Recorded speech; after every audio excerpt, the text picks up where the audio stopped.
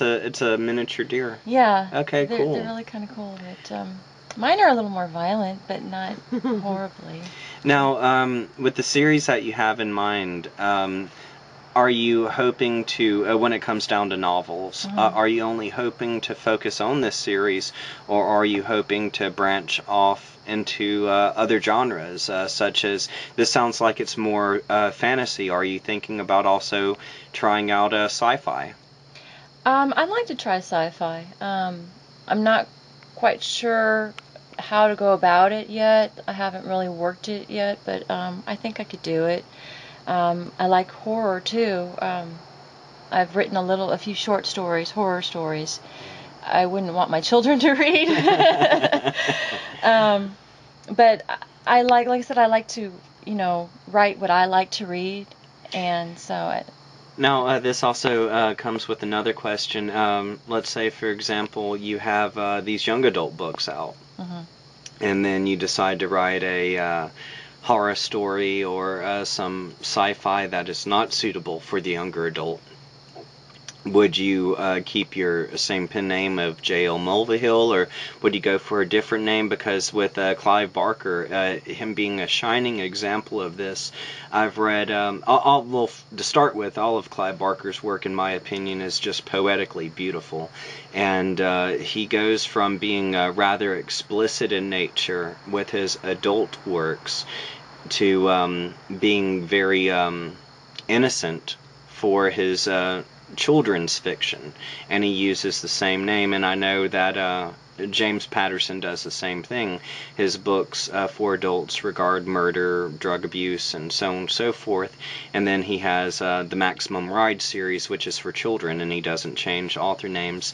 What's your view on that? Do you think that it would confuse the audience if he kept the same name, or what do you think? That's a good question. I haven't really thought hard about that. I know that I think Stephanie Myers didn't she write? Was it Stephanie Myers that wrote another series that was a little more adult than Twilight? She wrote The Host. Yes, and I was told, I haven't read it, but I was told that it was a little more. I couldn't get past the second chapter. Oh. Well, it had the Minnie Fierce disapproval. Ooh. Sorry, Miss Myers. I had heard that it was a little more than young adults, so I'm not sure. It depends.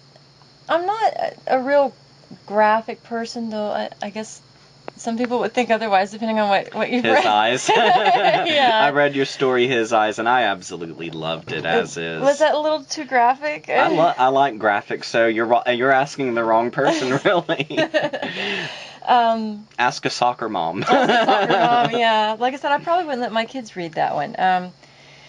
That's a tough call. I would have to ask a professional that one. I don't know. From, the publisher. What do you think? Maybe I'd have a big stamp, not for kids. I don't know.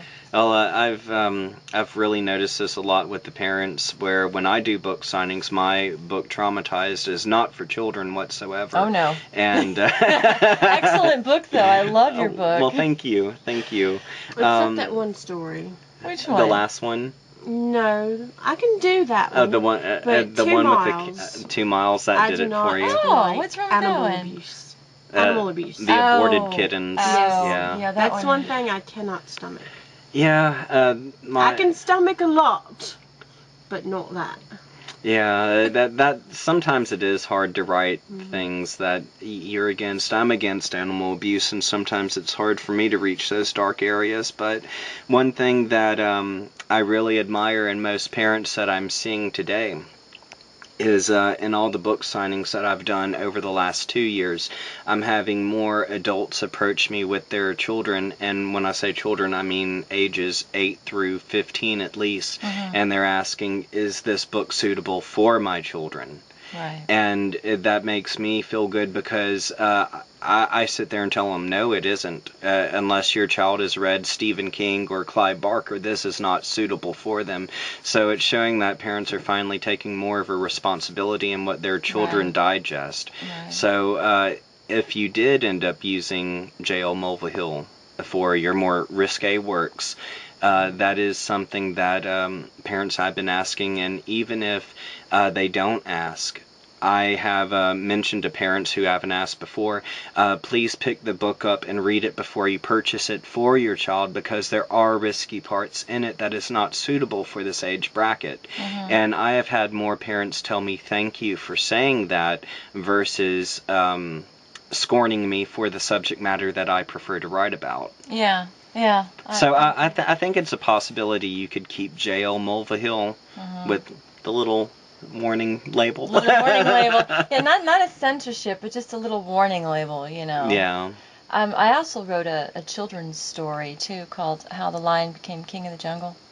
Oh. And I don't know if you knew that. No, I didn't. I'm looking for an artist, an illustrator right now to help me with that, but I wrote that quite a while ago.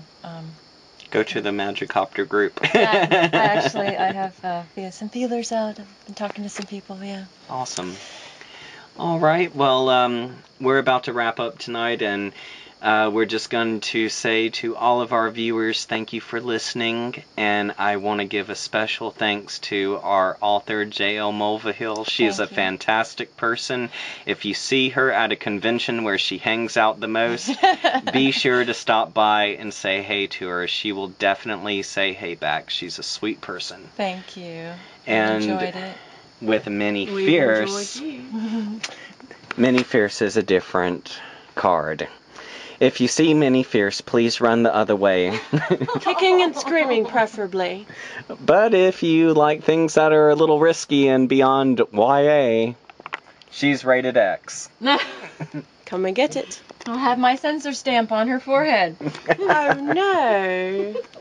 Thank you for listening. Have a great day. Goodbye. Bye.